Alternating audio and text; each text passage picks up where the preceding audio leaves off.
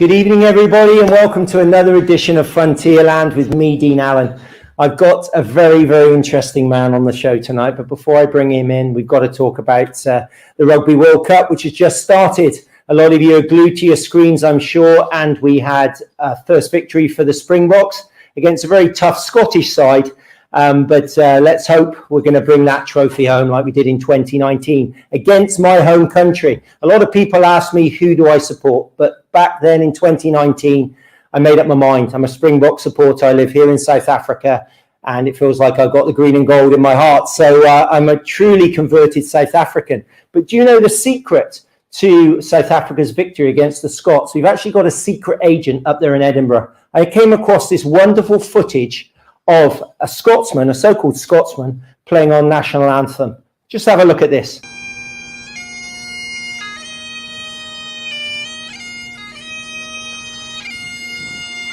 I've been crying and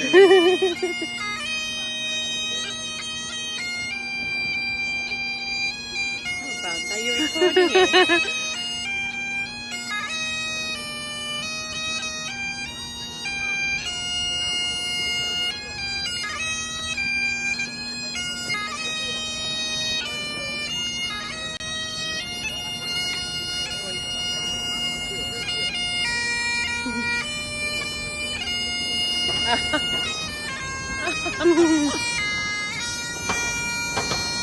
Money in his box.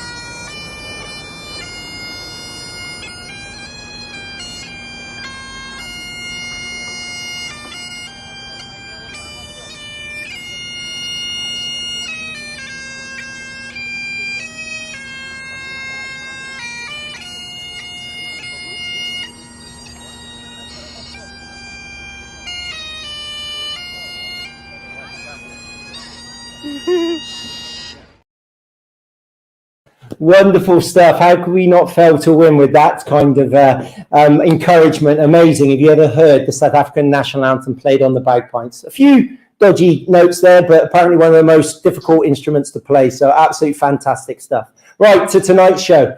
As you know, I'm very much involved in the world of conservation in terms of my writing. Tonight, we've got a man who is really hands-on in the world of animal welfare, animal protection. I can't wait for you to meet Arnold Slabbert, and I'm going to bring him on now.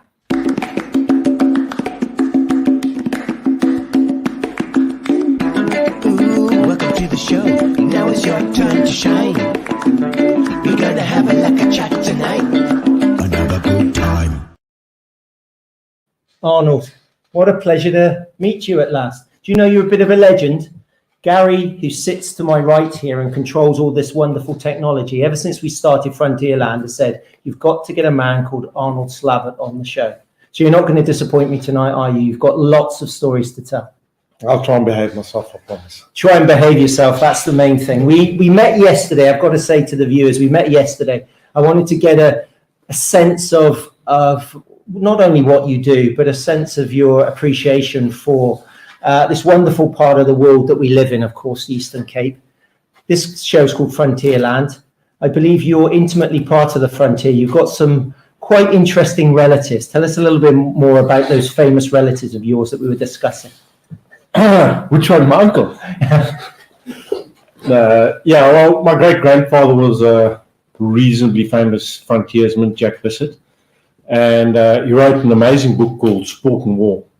Extremely interesting read, and I've always loved history and reading, so I'm pretty well read up, and I must say Jack Bissett's book just opened the world for me on the frontier wars, and that changed my whole idea on a lot of the things and the way we thought and what went on, and it gave me an idea of how hard life actually was on this frontier at one time for those English settlers and Scottish settlers, etc., and even German settlers later that came up.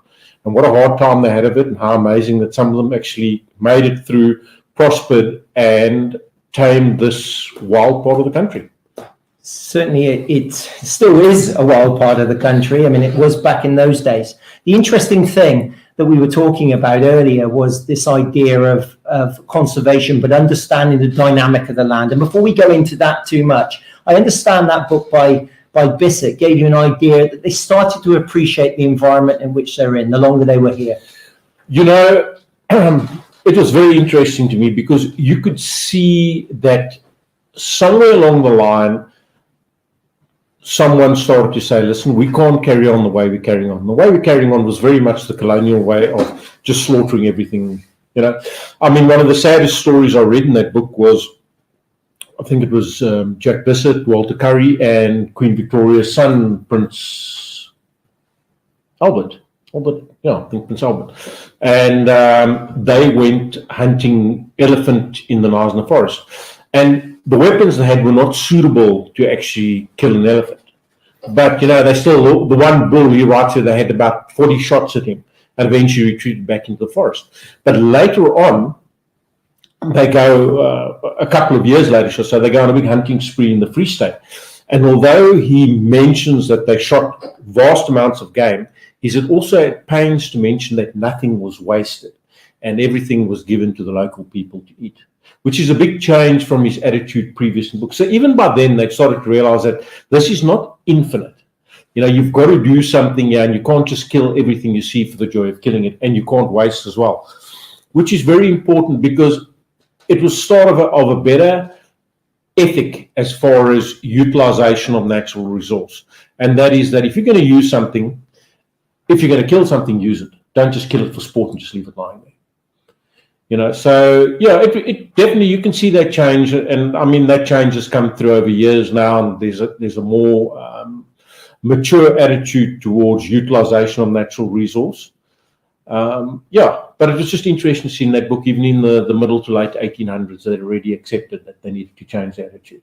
Tell me a little bit about you growing up in this part of the world. I mean, how did this fascination with nature and animals? You've got an incredible story that we're going to talk about tonight, but how did it all start?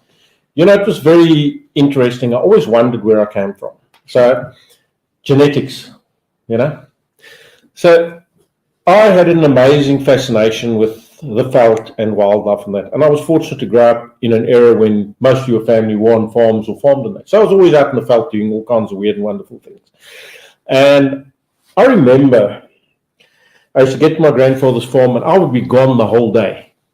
And I'd spend my time with the Xhosa kids and collect all manner of creatures. I was also a really naughty little bugger because I can remember we used to go down in the evening to go and fish on the river.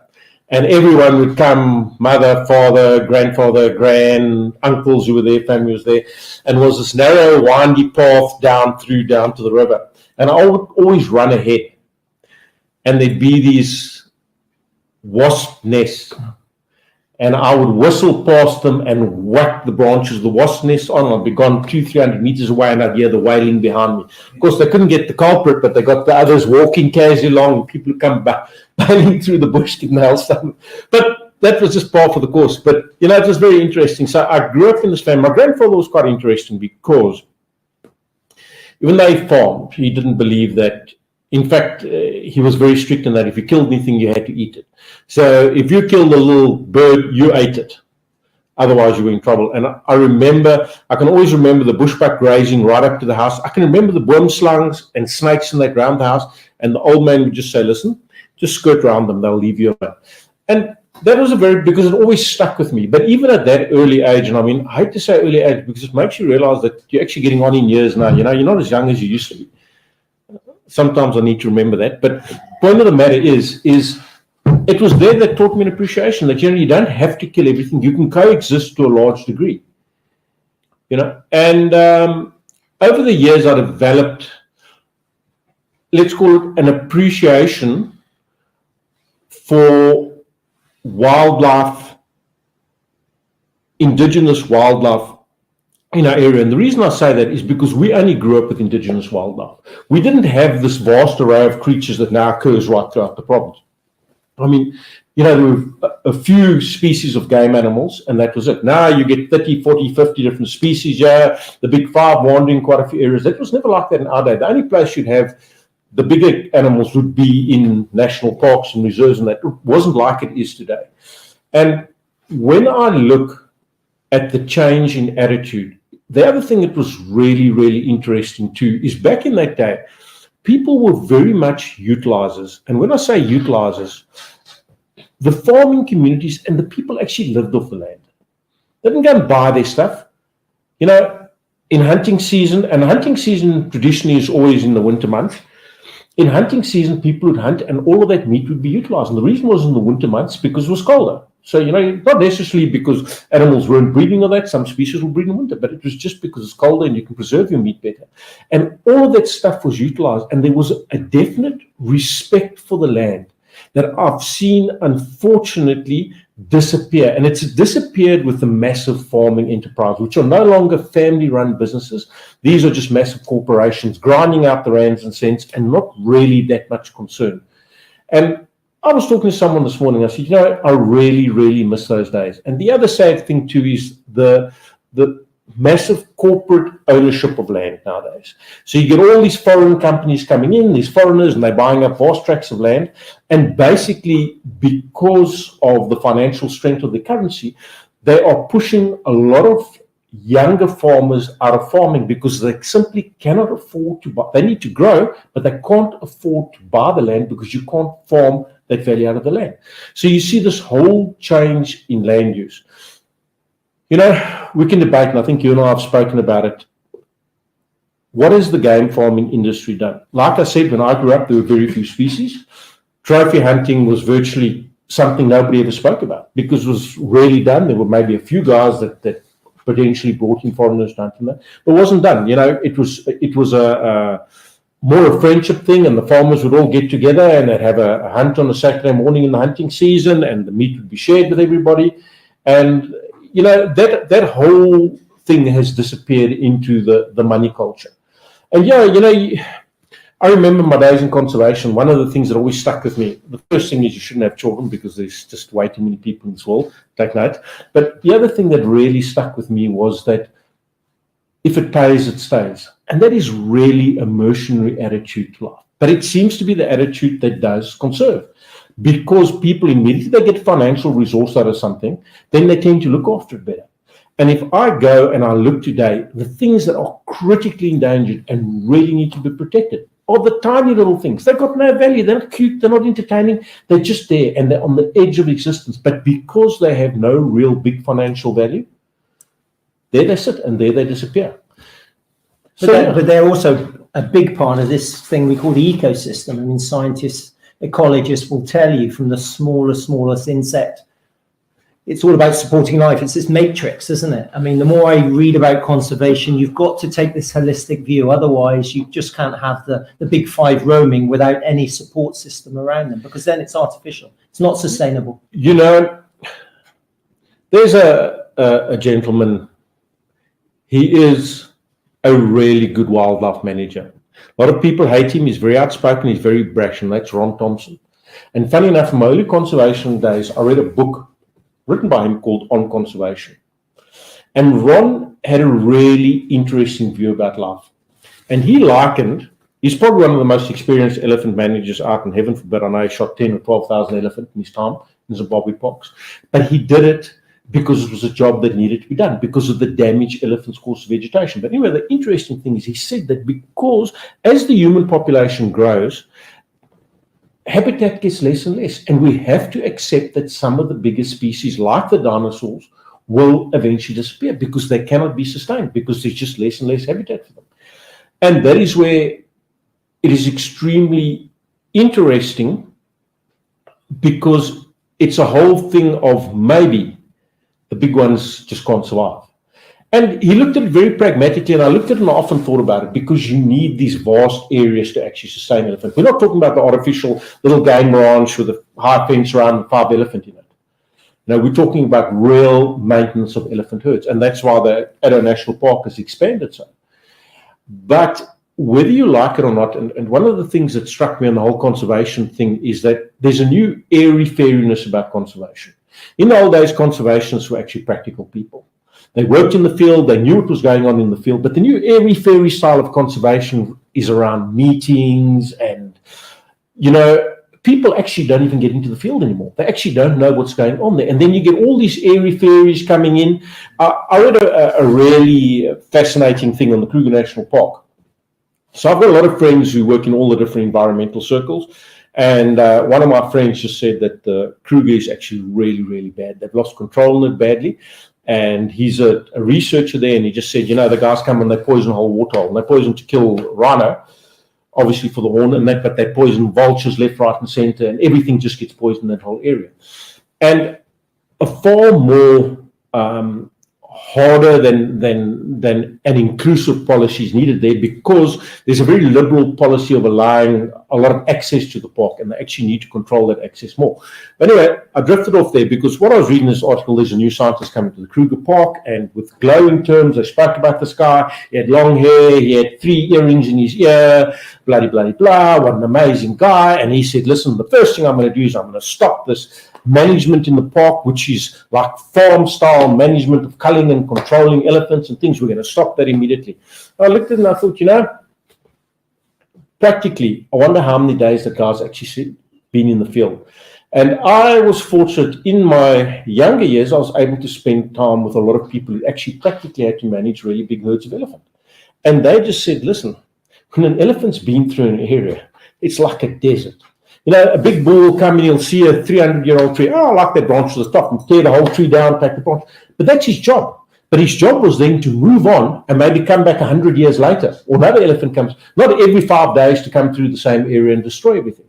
So when you look at those kinds of things, you start to ask yourself, where is the whole bigger conservation picture going? Are we going the right way, or should we start to accept, that unless humans, which doesn't seem likely, do something about the uncontrolled population growth? And let's face it, it's really, really uncontrolled. Probably the most exciting thing in my life was when, remember when the Wuhan flu game started? Yeah. Yeah, that was the most exciting thing. I said, this is it, boys. Tea time's over. This world's coming back under control. Well, it didn't work. It was just a big thing, and virtually nobody died, and life carried on as normal. David Attenborough made this point in his, seminal work later in life. He said how he went around the world in the 70s, 80s, just enjoying life, thinking it was going to go on forever. He said he took the best out of that period, modern period. But the point he made was, we do live in a vastly overpopulated world. Of course, we haven't had any major wars or anything like that, if you look at things that have balanced things in the past. But the idea of conservation in a natural state, we are in an exciting time here in the Eastern Cape, because I've spoken to people during my research, and they said this is one of the few areas, this province and this part of Southern Africa, where perhaps we can drop fences and allow animals to migrate naturally again. So in other words, they will then deal with their own population as nature would do. There won't be this idea of surplus population, because they would then move. Carnivores would move where the food is, and those herbivores would then move away from overgrazed areas. Do you see that happening, and will that cure everything? When I look at the human species is a greedy species. He doesn't want his asset to go on to the neighbor, and vice versa. You can just see that with something like kudu. I mean, for heaven's sake, the guy slaughtered the kudu because he's worried, it's going to jump over the fence, be in the neighbor's felt, and he's going to kill it, so I'm going to kill it first, kind of attitude. And that is pretty much a human attitude. Your biggest problem is to get enough people to agree to a certain, and it is happening. I mean, there are conservancies and inverted commas and that, but you've got to also start looking. The first thing is, a lot of people have no basic idea of conservation. You go and talk to game farmers and that, they think we're practicing conservation, we put animals here, etc., etc. Yeah, there are species that have really thrived now, but a lot of those species are exotic. They don't actually belong here. They bring their own negative impacts on our environment, and they compete with our indigenous species. So when you look at a situation like that, what are we talking about? Okay, so now we're going to have, who are the big free roamers? Springbuck. Okay, so springbuck roam freely forever. So practically, if you want springbuck to roam the way they did, you're going to have to open stock fences for hundreds and hundreds of kilometers. That's not going to happen, because you do have a lot of game farmers, but you also have a lot of stock farmers who definitely don't want their fences opened. So your springbuck is not a jumper, so he's going to try and creep under a fence. So to open up the springbuck, good open. Kudu are a nice example, because they just jump fences. They don't care. You've really got to have a nice high game fence, otherwise kudu goes over, and they move around freely. And the interesting thing is that there, if you look at the genetics in the open veld, I'm not talking about the game fence veld, far better, because those kudu have got fresh genes coming. The game fence areas, a lot of those kudu are stagnant. They're stuck inside those relatively small areas. They never move out of them. The only way they're getting fresh blood is to buy some fresh kudu in, put them in, or even worse, and it's been one of the big things, is they bring Transvaal genetics down here. And you put Transvaal kudu in, the Transvaal kudu get out, and destroy the genetics of kudu that have evolved to this area forever and a day, in the hopes of producing bigger animals with bigger horns for the trophy market. You knew Jack Ski, didn't you? Or knew of him, the man that basically wrote the template for what was here originally. And do you believe then that we should only have the indigenous animals? And if so, do they all belong back here in a state of increased population, human-animal conflict? It's changed since perhaps even the records that he refers to, isn't it? Well, Jack Ski was an amazing man. The reason he was an amazing man is he was a self-taught man. He lived in an era where you still had access to people who remembered previous eras, and he could physically talk to them, and they would tell him things that they either saw or their father saw. And that was so fascinating about him. He was very good at literature search, and he had a passion for what occurred. And not only in that, in history as well. If you read his books on the prehistory of the, fantastic. So, when you look at what Jack Skeed said, yes, I believe that the species that should occur here should be the species that originally occurred here. It's not for us to bring in all of these. I mean, we've got Letchway from the Botswana roaming freely in the Eastern Cape. In a lot of cases, feral population. We've got Inyala from Natal roaming freely, feral population. Impala are everywhere. And then you have giraffe. Things like that. And why is that there? Is it a conservation purposes, for conservation purposes, or purely financial purposes? And that's what it is there for. It's purely financial. So my thing is, you ask me, so as a conservationist, I would say we need to accept the game farming, game ranching is agriculture. It's not conservation. It is agriculture, because if you were going to practice conservation according to the true concept of conservation, you sure as hell wouldn't have giraffe and 38 species roaming on your 2,000 hectares. Right? My big issue is that with all farming, there is a big clash between the farmer, be it stock farmer or game farmer, and predators. Right? And most of them will not accept any form of predation. And it was very interesting because, my big passion is birds of prey. And the martial eagle numbers have just plummeted. They are critically endangered, and deservedly so. Not only are they contending with wind farms and that, it's persecution by stock farmers, but my thing originally always was, okay, Arnold, marshals and crowns are going to be safe. With all the game farming, they are not a threat to game farmers. It's small stock farmers who regard them as a threat. And there's a very interesting conservation thing I'll tell you about now. So what happened is I was up in Natal, and one of my friends is a researcher, and he was doing his doctorate, and he was researching on game farms and that. And we were talking. And I said to him, I said, my only hope is that some of the big eagle, but it's particularly martial, populations will recover a bit with all game farming. He looked at me and he said, are you crazy? I said, what do you mean? He said, listen, these game farmers, right, they've got a black impala lamb there. That black impala, that was the time when all of these game variants were selling through the roof. That black impala ram's worth 100K. Do you think he wants a marshal to catch? He said, they persecute the marshals harder than the stock farmers do. And with that, I just felt that little bubble burst. I thought, geez, right. And then a friend of mine, there was a well-known crowned eagle nest site on the farm. And I said to him, I said, what happened to the crowned eagle nest? Why are you so quiet? Because you always used to report back and say, no, the birds are breeding. He said, no, he said, the farmer has trophy hunters there who shoot blue duiker. So he shot the crowned eagles, because crowned eagles catch a lot of blue duiker. So no doubt if that eagle was also hunted, God forbid, that would have had a price on it. It probably would have been preserved. That's the irony of the situation. You're saying you put a price on an animal, it gets looked after. You put a price on the animal, gets looked after, and that is the sad thing with predators. And I've always stood for the predators, because I got a very good friend who's a real capitalist, and he got some farms and that, and he said to me, what do I think? And I said, we did a lot of research. It was really fascinating research. You know what we found? That in the natural areas, and it makes such good sense, in the natural areas, Your predators prey on small items, small prey items, jackal, lynx, lots of striped field mouse, that kind of stuff. Why?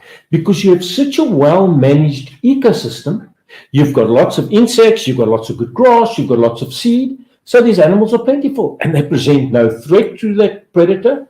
Catching a bushbuck, or there's a threat to that. But catching field mouse all day long, they're high protein, really valuable. And we showed immediately that, on well-protected, well-preserved, well-maintained veld, these animals live mainly on mice, and lynx mainly rock oryx. And, I told him this, and he listened to me. And funny enough, he just said, right, okay, I'm farming sheep, but, I'll take my 1 or 2 losses, but we're not hunting lynx and jackal here. And he runs a big farming operation. They don't hunt lynx and jackal. They just leave them alone. And, the situation stabilized itself, and he's also gone and got people to advise him on better management of his veld. So he's got good grass cover, he's got lots of things, he manages his veld well, and the whole situation balances itself out. In my conservation days, whenever a farmer complained, oh, the eagles are killing all my stock, you knew when you went to that farm, it was overgrazed 99% of the time. Right? And the worst of the lot is those farmers never realized that if your kids came home every holiday, went out at night with a light and shot every single hare in the district and spent every day shooting all the dusters and the crops, what do you want the eagles to feed on?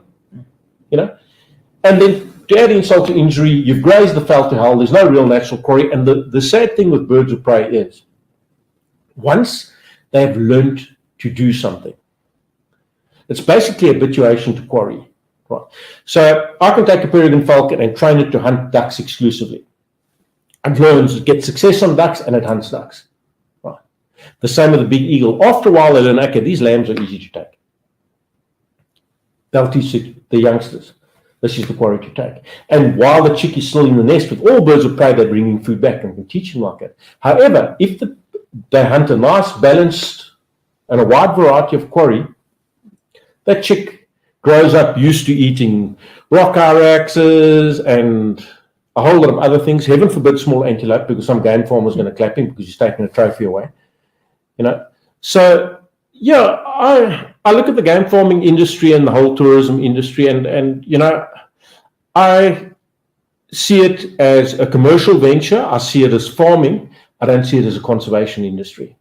If you're going to have a true conservation industry, there's no ways you can have hordes of vehicles. I think the Kruger National Park's experiencing exactly the same problem. You have these hordes of tourists racing up and down and interfering with the lives of those animals. Basically, day in, day out, people up and down. Yeah, they get used to it to a degree, but it interferes with the way they operate. So to have real conservation areas, they're going to be massive wilderness areas. Wilderness areas where people go in on foot, not drive up and down with vehicles. That was what Ian Player said, of course. That was his big drive, that these reserves that did have and do have commercial value, of course, had that wilderness area where the only access was by foot, preferably no human access at all. Unfortunately, as we said, due to the lack of space, those areas have dwindled. Well, let's see. We'll perhaps have this conversation in 5 years' time, and let's see if we're any way forward, because the people I meet do have hope for a time when we will start dropping fences, perhaps between amiable neighbours, but that surely is the way to go with this, isn't it? If I look at it, I would say, if you said to me your personal experience in that, I would say we need vast protected areas. We need better farmers that farm to make money, yes, but manage the environment better, that are more environmentally aware. One of the big issues for me also, going to the other side of the coin, is the fact that a lot of commercial farmers are extremely environmentally unaware, and the bottom dollar is the bottom dollar. They really don't give a damn, and particularly in the crop farming industries, and that it is frightening what happens in those industries. The sheer amount of toxins and poisons. I see yesterday there was a march in the Western Cape of farm workers, and you can't blame them, because they're exposed to these chemicals day in, day out, and you really can't blame them, and this stuff is really toxic. So we've got to hope that we have situations like that, and the game farming industry belongs with the farming community. It is part of farming. It's not a conservation industry. It's a farming industry. And I've heard some of the big game farmers, and they will agree with me and say this is a farm and it should be treated as farming. It's not. It's just farming wildlife. I mean, when you manage wildlife populations in natural areas, it's a world apart from managing wildlife populations on closed game farms, privately owned game farms. And so where I see the future is better farming and bigger wilderness areas, real wilderness areas. And those wilderness areas have to interlink, be it by partnership with private people, like you said, amiable private people. But, as a person who's dealt with people his whole life long, I have a very negative, because I know the human race, and very few humans do anything unless they benefit out of it.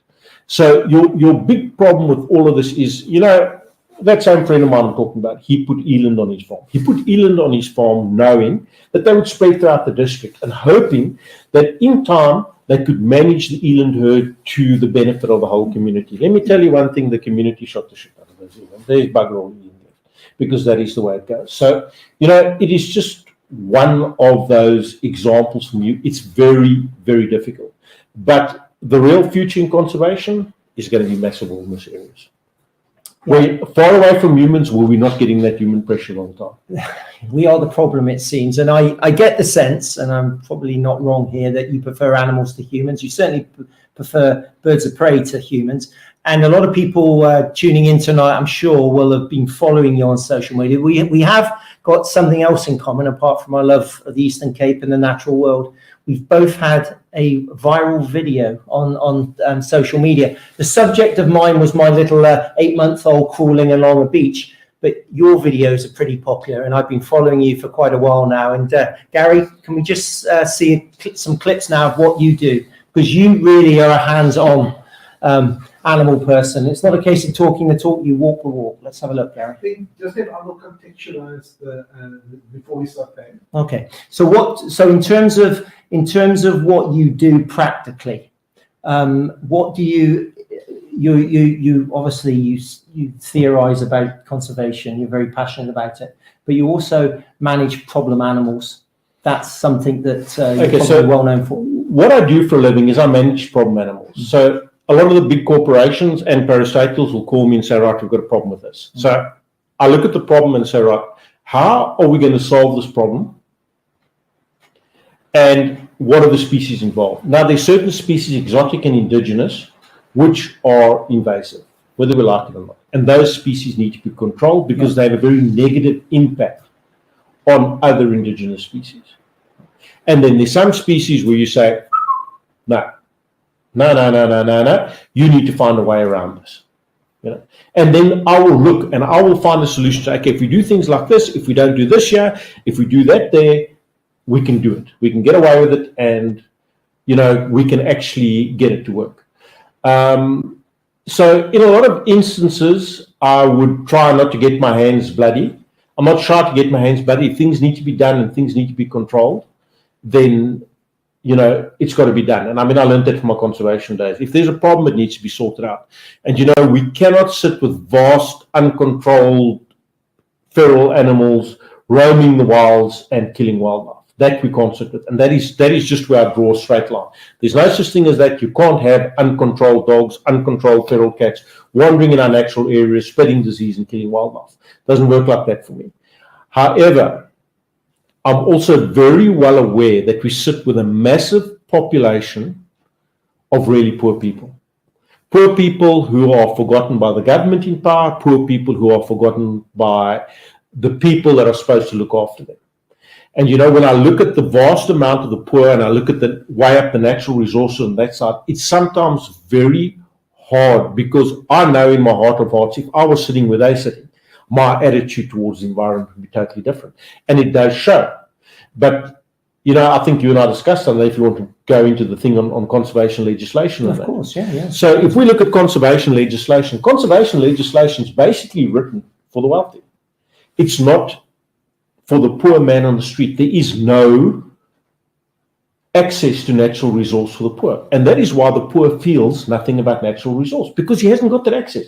He can't afford to go into some fancy park with a whole lot of tourists and look at things. He hasn't got that. He needs food. He needs to survive. And how he gets his food, be it by planting it, by hunting it, whatever, he needs that food, or he needs to chop wood to sell, or he needs to collect medicinal plants to sell. And unfortunately, conservation legislation makes no place for the poor. It's a very airy area. It protects the wealthy game farmer, it protects this and protects that. But the base level, those millions, the masses, are not included in the big conservation picture. And we already knew 30 plus years ago, if you did conservation studies, what was drummed into your head? If the people on the outside don't believe what's going on the inside, you're wasting your time. And that is where we're failing hands down. The people on the outside, the masses on the outside, do not have the luxury of believing in what's going on the inside.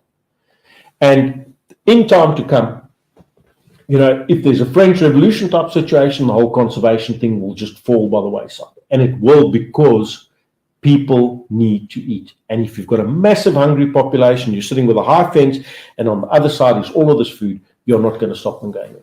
So it's community engagement, which we've seen increasingly. It's actually where a lot of the funding gets put.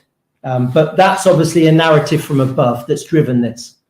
You see, you've got to look at a very big picture, because when you start talking about all of the stuff, there's a hell of a lot of pie in the sky. So let's look at the pie in the sky. The tourism industry produces so many jobs, blah, blah, blah, and it does this and does that. Let me tell you, a lot of the tourism industry never ever filters down to base level. Contrary to what they're saying, and we can extrapolate data, we can fiddle and make things look rosy, but it doesn't. It really doesn't. It's again a very select industry, right? And it caters to the upper class. The basic man in the street is not getting a benefit from it. Average Joe Soap is not getting benefit from the tourism industry. Yeah, we can be clever and try and put inside benefits in that, but it doesn't really occur. And in fact, what I've seen with a lot of the game farming things, if I look at a commercial farm, 10 families employed. It's like using it a thumbsucker. 10 families employed. They live on that farm. They have housing. They get food. They get whatever, most of them with electricity now. They have access to wood, etc., etc. And yes, they don't have a lot of ready cash, but they have a very comfortable lifestyle. Now what happens is farm sold to game farm. First thing, those 10 families are tossed off. They invariably end up in a township. Right. What do? A lot of them have a very low standard of education. Right. They starve in those townships. They absolutely starve there. And a lot of them hate that city life because they've grown up for generations on these farms, and now they're put there. Right.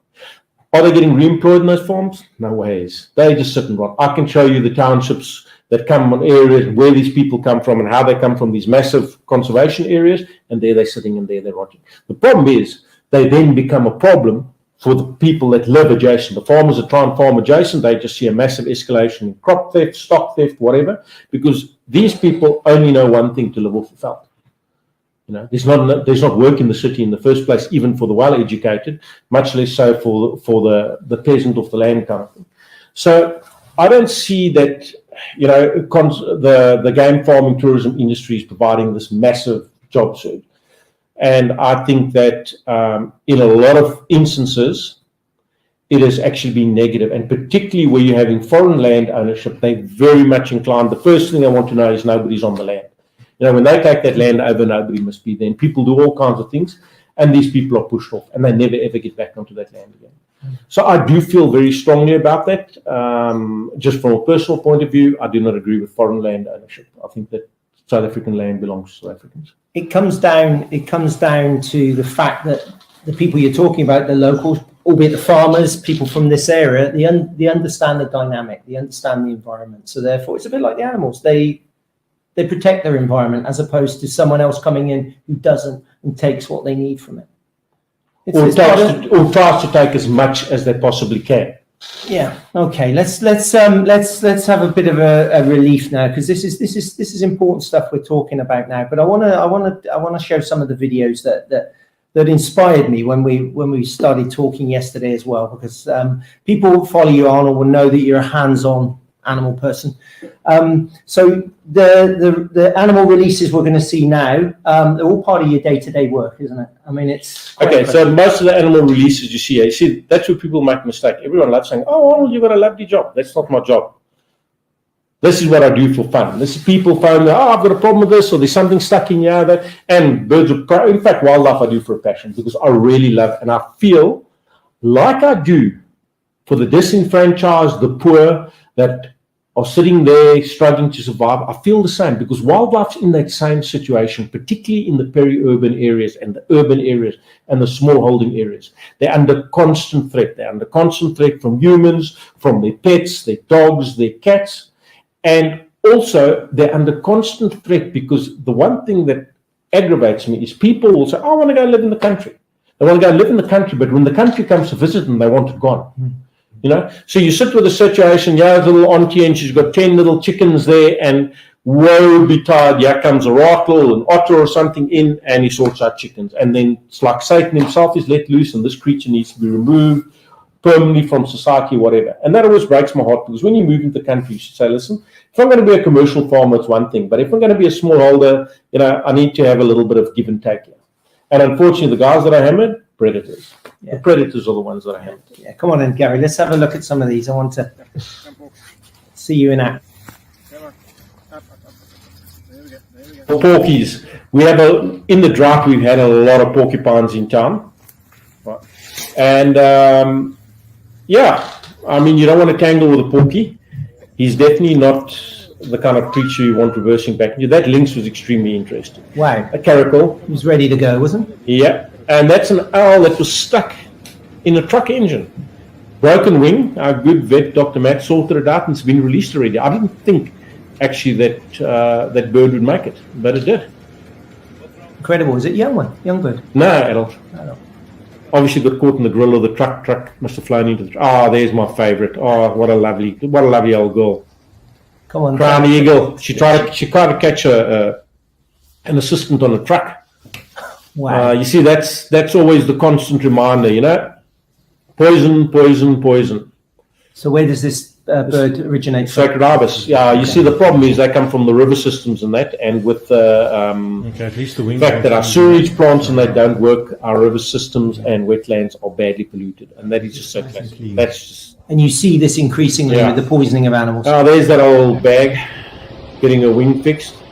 This is also classic. This poor kudu cow was chased by dogs, and she took refuge in the Schwartkops River. It was a really nice rescue because things worked out really well. We were able to herd her back and push her back up into the veld.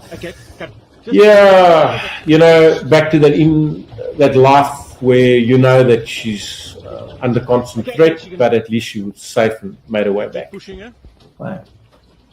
And that was domestic dogs, hunting dogs? Yeah, hunting dogs. People hunting with dogs. We'll see in that area. The ones I love to hate, the Egyptian geese. They have just thrived and thrived, too much so because they have a very negative impact on other creatures. Oh, and this dear little thing. Oh, yeah. He's having a good time. Like Jackie was saying earlier. Mole snake. That was just, thanks for saving me. Let me give you a bite as well now on the road after that one. Shame. Car victim. Yeah, a lot of owls get hit by cars. A lot of interesting science behind that. Would that owl be released again? You see lovely Jackie doing a good job here. This is your partner in crime. Look at that. Wonderful. This was really nice. This kind of gives you hope for the future. That's Motherwell, and that is a young secretary bird. They've been trapped in the churchyard, obviously struggling to find food. And that was really great. The community really came together. I was very proud of them because they watched that bird. They made sure it was safe. They called me. Amazing rescue. Great bunch of people. In a very impoverished part of town. Great stuff. And the secretary bird was thin as a rake, but it survived and was released again. Rung and released. I was very chuffed. That was a very, very good story. And this is all part of the education. Look at those kids watching on. I mean, do you try to engage? Yes, I engaged them and I told them and chatted with them. And there we are. Oh, they're fantastic. They're snake hunters, aren't they? Snakes, mice, anything. Incredible. Basically anything. Hares. Yeah. Yeah, they catch hares. The first secretary bird I had, I was just absolutely amazed. They're like very casual characters, but that foot of theirs is amazing. And one day I walked in, I turned my back on the bird, and it kicked me down my back that it split my t-shirt open. Wow. that bird would walk up to a rabbit, it would look at it, and think, oh, nothing's going to happen. And it'd just pick up one foot and go clink on the back of the head, and the rabbit is dead. Dead. So they use those feet extremely well, and critically endangered. And I can tell you now why they're critically endangered. You know, they occur in good grassland, and those chicks get killed by dogs. By us, when I look at birds, I look over 30 years. So I know the animals that come in, and I can tell you that every year I will get 2 or 3 martial eagles and 3 or 4 secretary birds. Now, maybe a marshal every 4 years, secretary bird about the same. And that is because if I go to the nest sites and the areas where they're nesting, as those chicks hatch, unfortunately, the secretary birds on the ground, and they get caught by the dogs because they can't fly yet as fledglings. So yeah, and secretary birds really deserve our protection. I heard a horrific story about a wind farm, which goes to show you which why I'm very negative to a large degree about a lot of science in that, because they were doing research there, and the woman just came to me, oh no, yeah, well, there's a pair of secretary birds, yeah, and you know, the first one was brought in, chopped in half, and about 2 days later, another one came in, chopped in half. I listened to that, but so dispassionate. And you know, if it was me, I would have been livid, absolutely livid. And no, you know, it's just one of those things, it just happens, you know, it got chopped in half, so that's the way it is. But marshals are suffering because of persecution, very much persecuted by stock farmers and game farmers too, you know. And like I said, I think the crown's also going to take a pounding, because crowns eat a lot of game. And that's their natural food. I heard a horrific story the other day. A friend of mine phoned me. We were talking about it. No. I said, hey, what happened to that black sparrow nest? So he said, no, those birds aren't breeding anymore. I said, why? He said, no, he said, the farmer shot them. I said, why did he shoot them? No, he likes the plovers and the duckops and the small birds around his house, and the black sparrows catch them. I said, well, what do you want them to catch? Go to Kentucky and order a rounder or something, you know. It's just I don't understand the whole people-predator relationship. You know, it's just if something eats something, then it becomes public enemy number one, and you know, people don't wail when it gets killed. You're very much, Arnold, if I may say, you're a student of the natural world, and for you, it's all about balance. If you damage one part of the ecosystem, it has an effect somewhere else. Doing my background reading on your work, you have a saying, and you said it to me off air as well. You believe in animal welfare rather than animal rights. Can you explain that? What's the difference? Because that's something we often get confused with, don't we?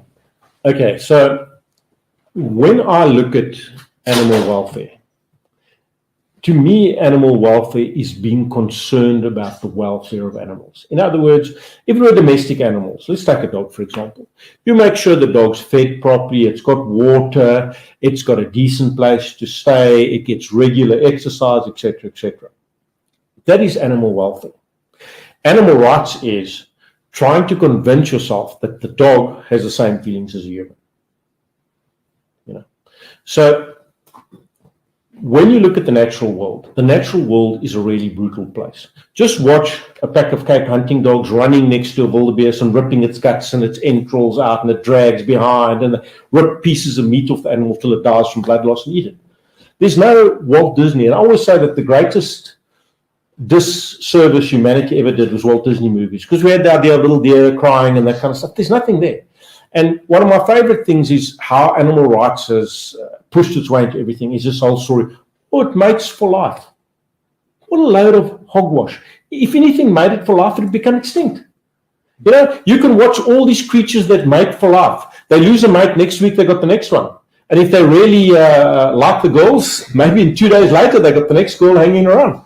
You know, it doesn't work like that. Nothing in life works like that. But it's all of this kind of emotion that is wrongfully put into the natural world. And it has a negative impact. Like I said, like this long-haired Gitus, no, we'll stop culling elephants. You know, it's not the kind of practical situation we find ourselves in today. Today, we have messed this world up. If we as humans don't take responsibility and sort the problems out. Let me give you an example of the Egyptian geese. 30 years ago, there was barely Egyptian goose in town. There were barely rock pigeons in town. What happened is, because they adapt to live around humans, they moved in. There were no crows in town. Pied crows started to move in. White-necked ravens started to move in. These are all symptoms of our interference in the natural world. So what is so bad about Egyptian geese? Well, Egyptian geese don't tolerate other waterfowl on where they breed. So they're extremely aggressive. They're known to kill other smaller ducks. But more importantly, they're cavity nesters. So they breed up in trees and that. So what do? Half of my owl nest sites, I've got to wage a continuous war to keep the Egyptian geese out because they're always trying to get in. They kick the owls out. They kick the chicks out because they're a big aggressive bird and they take over. So they interfere with the whole dynamic and they just get more and more. Whereas before we didn't have any. Now North End Lake's got a flock of probably 600-700 birds. There are thousands and thousands of geese and they're just breeding and breeding and breeding. Then you have the crow situation. Why do we have such a big crow population? Failure in sanitation. Crows live on human waste. What is the negative? They harass everything else in the area. More importantly, and it's a very interesting fact, and having been to a lot of vulture restaurants, I can kind of agree with it. Crows actually stop the vultures from feeding because they come in such massive flocks to those restaurants. And in a lot of areas, the vultures are forced to push off. They just can't take the constant mobbing by the crows. And if you look in the urban areas, also have a constant battle because not so much the pied crow, but the white-necked raven is a really big bird.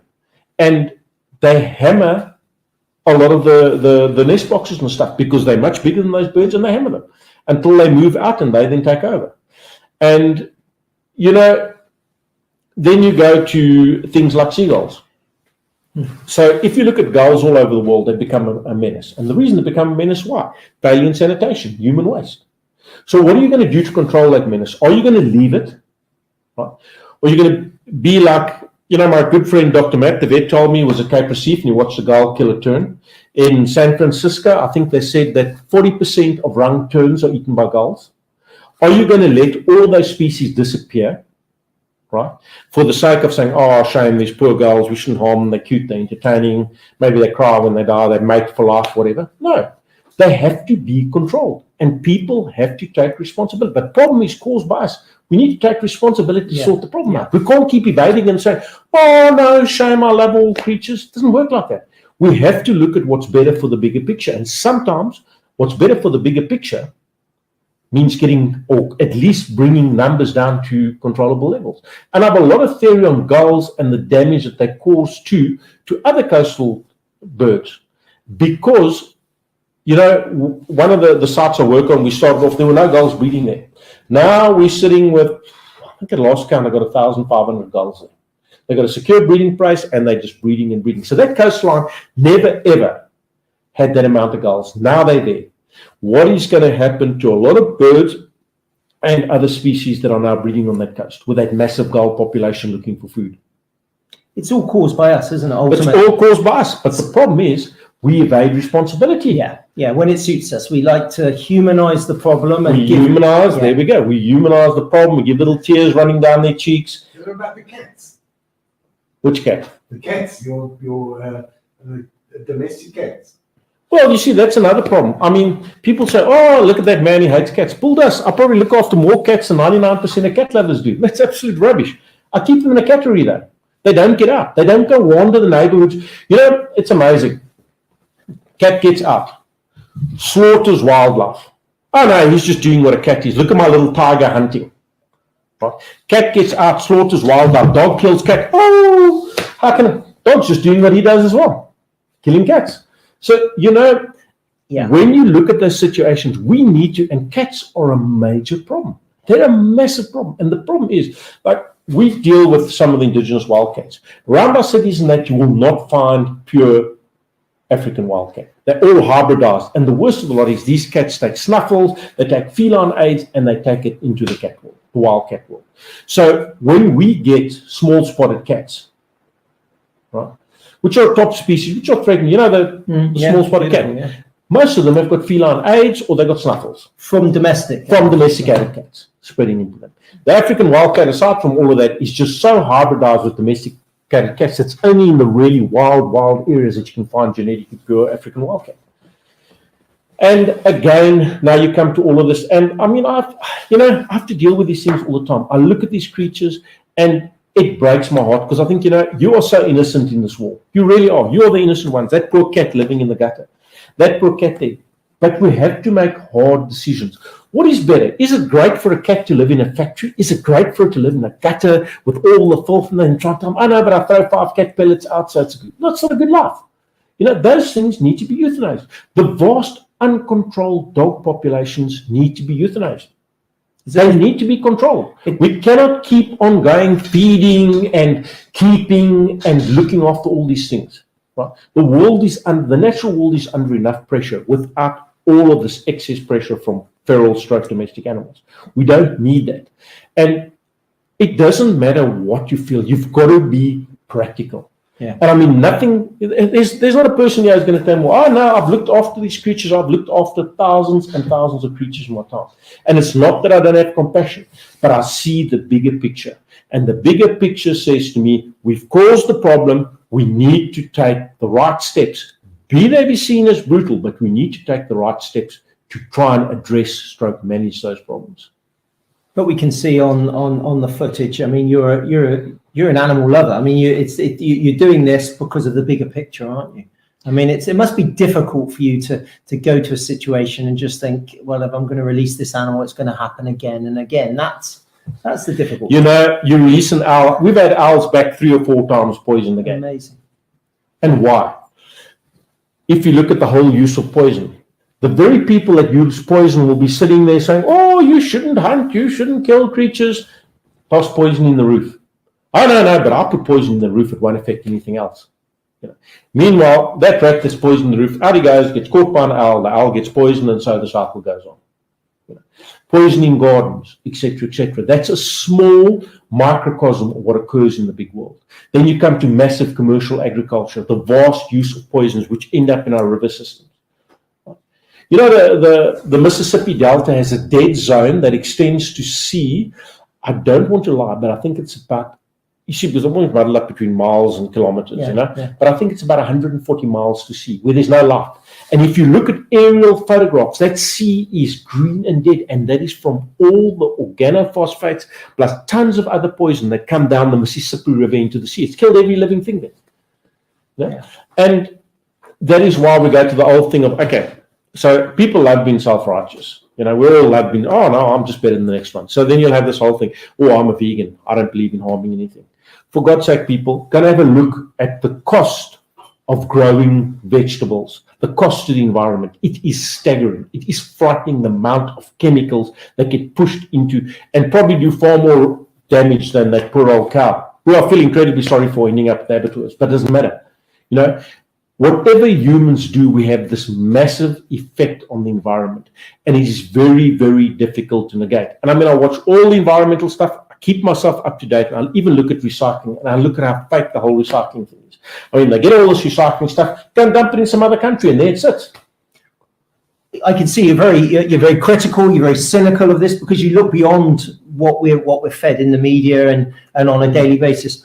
Give me some good news stories. What is working in this world? Give me examples of how we have made things better, or the practices, perhaps a context, or perhaps with a species or a country that is doing a good job.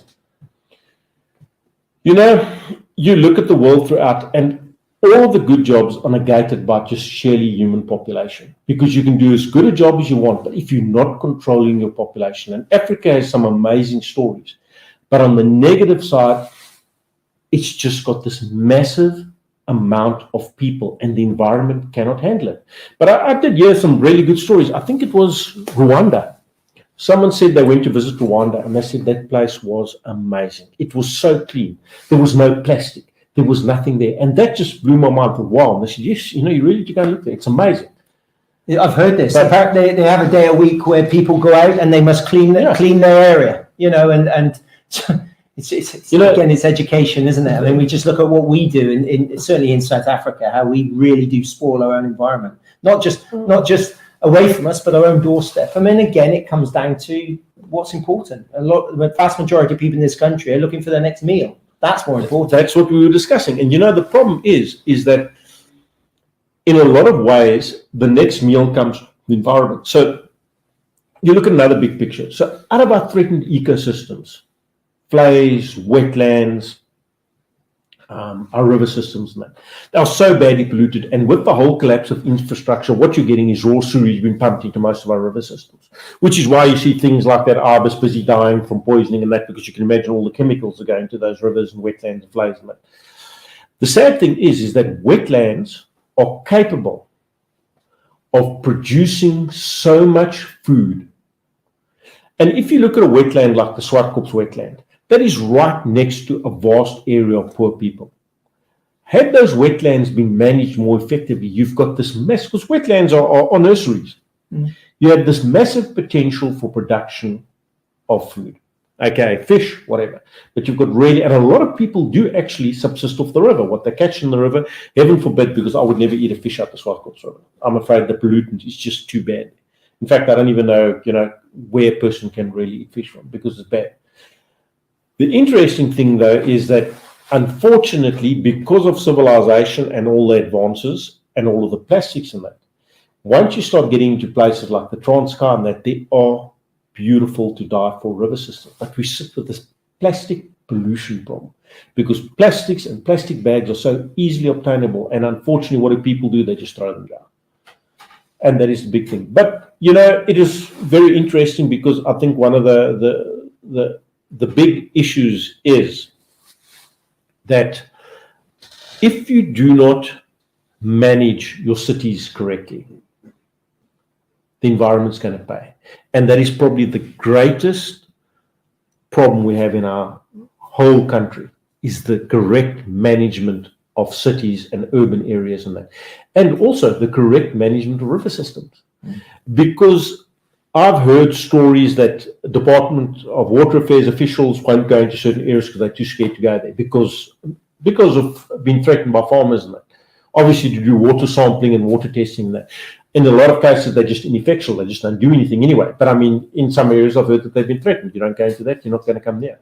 And I always remember, and I think I did speak about it when I spoke on the show before, but it's a very interesting thing to me. I was down in the Western Cape training dogs, walking along, same good friend, and I saw canola fields that had just been planted. And I looked there, and there was this lovely blue sheen on the ground. And the story will stay with me forever, because it's just deserved of telling time and time again. And I looked and I said, hey, what's this stuff? So my friend, the capitalist, knew immediately. He said, that's snailbait. I said, Jesus, hundreds and hundreds of hectares of snailbait on the ground. So I said to him, this can't be good. And he says, no, well, snails like canola. It's a cabbage type plant. So this is what they do. Anyway, so I walked down, and I've noticed over the last couple of years, you can see the diminishing a lot of different species, and there were just millions and millions of dead millipedes, centipedes, all kinds of things on the edge of the land.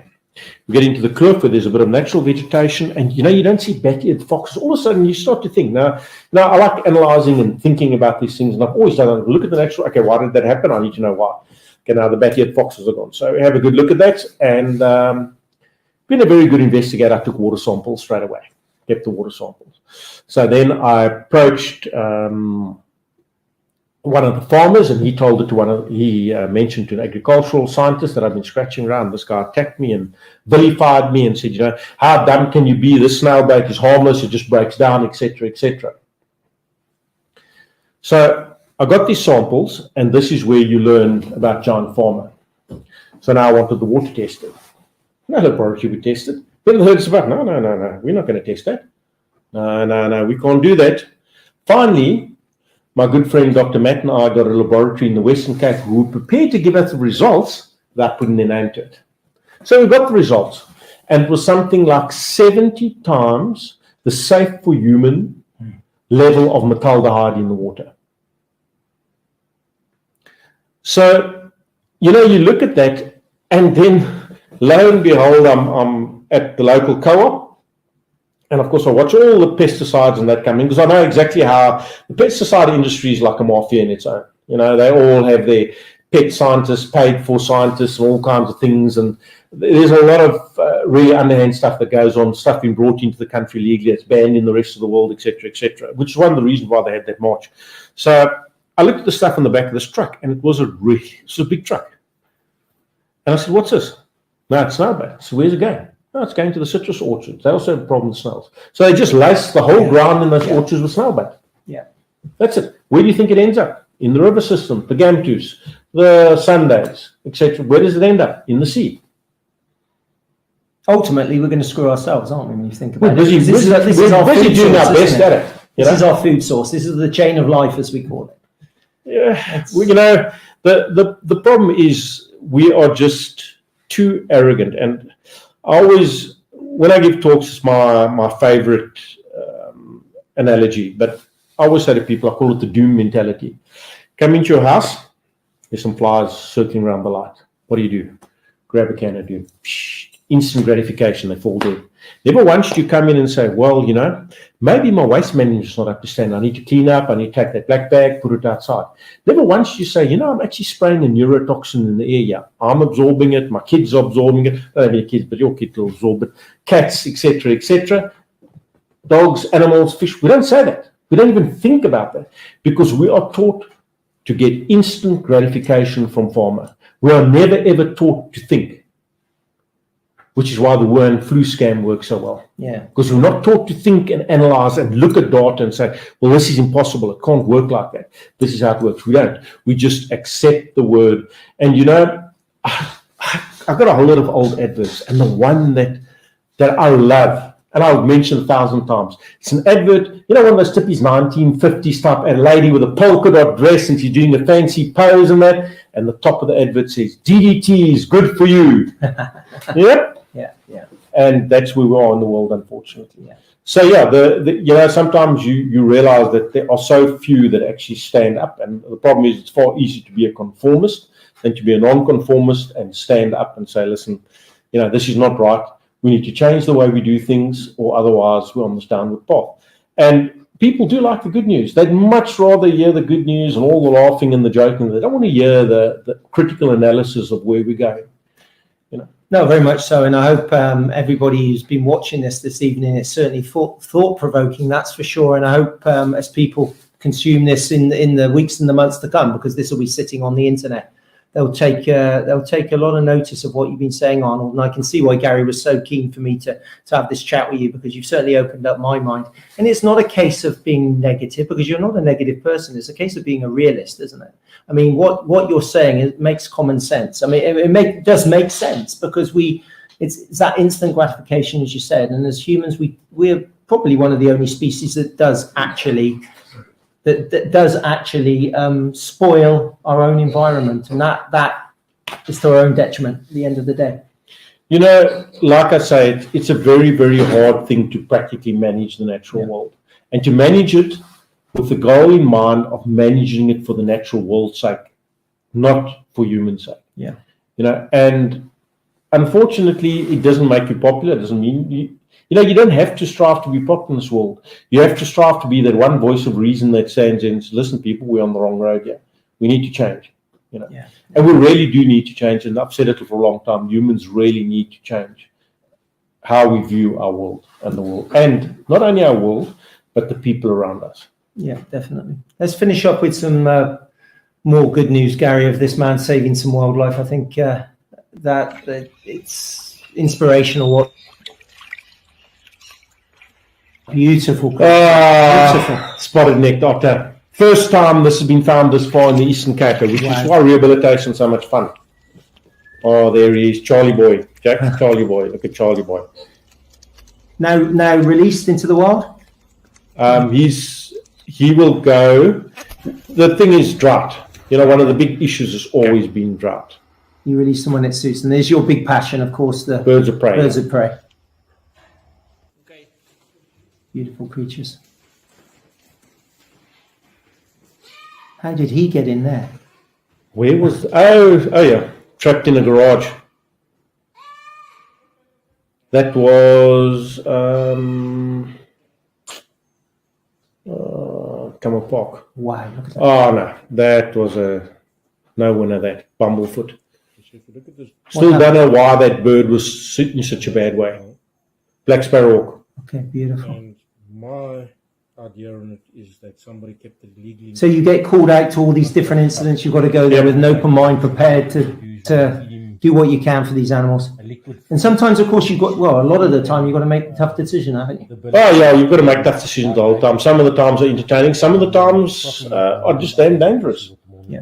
You know, you get to deal with a lot of dangerous wild animals who are not the friendliest of the friendly. And they're in distress, of course, in this Yeah. particular case. What kind of owl is that? Spotted eagle owl. Beautiful. Oh, who was that? Oh, there we go. Grey darker. That's a nice one.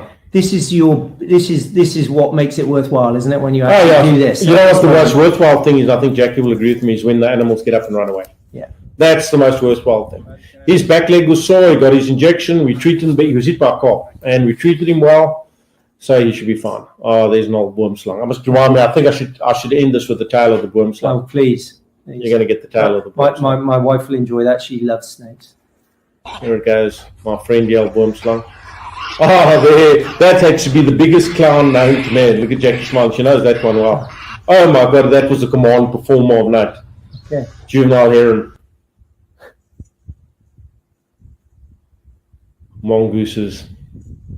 And I mean, look at the range of species you deal with. Do you do it by? I mean, you're self-taught, aren't you? I mean, you just know how to. Yeah, there's a nice fish eagle going to go. That was a nice one. Where's this being released? Organophosphate poisoning. That's the port of Nucha. Okay.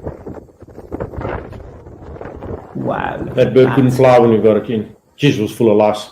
Huh. Wow. Still feel those lice running on me. Oh. There it Look at the goes. people there watching as well. Yeah. Flamingo.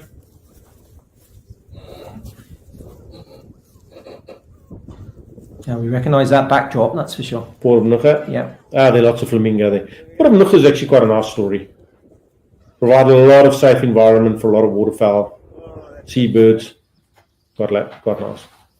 Oh! Polecat. Striped polecat. There's an otter. There's an otter. Beautiful creature that is. Oh, they mean. Oh, they love to bite. Yeah. They use Get any anywhere excuse near to it. bite. So come on then, let's end with your boom slang story. So I tell them the boomslang story, and they smiles. It's a time when I saved my soul with whiskey, good quality whiskey. Yeah. Right, so I get phoned about 10 times by the mayor's office. There is a large snake in a school in Motherwell. Now, you know, there are a lot of snake catchers in town, but you know when it's in the impoverished areas, nobody really wants to go. And I get phoned, I just busy and I didn't really, and I know it's going to be an afternoon. Anyway, gets to the point where I said, let me go and catch that damn snake. I get to the school, there's a line of, what do you call those things? Port Jackson willows. Port Jackson willows are not the greatest trees to climb. In the top of the Port Jackson willows is a big male wormslang, but he's been chased the whole day. I kid you not, there are chairs hanging in the trees. Oh. There's even bricks strapped in the branches of the trees. So I climb up beautifully, I corner him in the one corner, and I catch him. All's going well, absolutely perfect. I'm busy bagging him. And as I'm bagging him, Port Jacksons are just notoriously brittle. They are the crappiest trees to climb. They break for nothing. I just feel the branches start to break. I let How high are you go at this stage? about 5 meters up. Okay, high enough. High enough, yeah, to really hurt. You know, I kind of forget I'm not 21 anymore. Anyway, so in that instant, without thinking, I automatically release my grip to grab to steady myself. As I do that, he bites me. Now, you know, I laugh because social media breeds its own special kind. Now, you have thousands of experts in social media and that. And, you know, it's a very old story. If you haven't been bitten by snakes, you haven't caught many. And I've caught snakes my whole 50 years now. It's a long time to catch snakes. You know, anyway, so he got me a good shot. So I decided, no, bugger this. If I'm going to go, it's not a bad way to go. So I thought, okay, no medical help for me. What I'm going to do is I went and looked at some stuff I wanted to buy. I released the snake, bagged him nicely, released him, said our fond farewells, and I went and looked at some stuff I wanted to buy, drove around, went and saw some friends and stuff, had a whiskey with a good friend, and that was it. I went home. So for about 3 or 4 days, I wasn't too good. I had really bloody, swollen eyes and a few things like that. After about the 4th day, I was fine. Just took a risk. What? You took more of a risk doing that than going to one of our wonderful hospitals?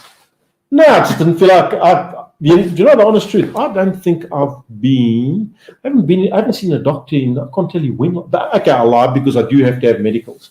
But aside from that, going to actually physically go and see a doctor, I haven't seen one in 20 or 30 years.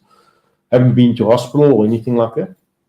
Brilliant. So- It was obviously good whiskey. I think that's what did it. It was damn good whiskey. Yeah, it was the real expensive Have you stuff. drunk enough? Because it could have been your last one. Well, I thought, do it and go out with a bang. Well, Arnold, it's been an absolute pleasure tonight. I can see why Gary certainly wanted you to come on and we could chat. Perhaps we'll do this again. Well, like I said, we'll invite you back in a year or two and let's hope there's been some kind of movement in Nelson Mandela Bay, which we're all passionate about, of course. And thank you for what you do. Pleasure. Brilliant. Thank you, mate. Thank you. Cheers.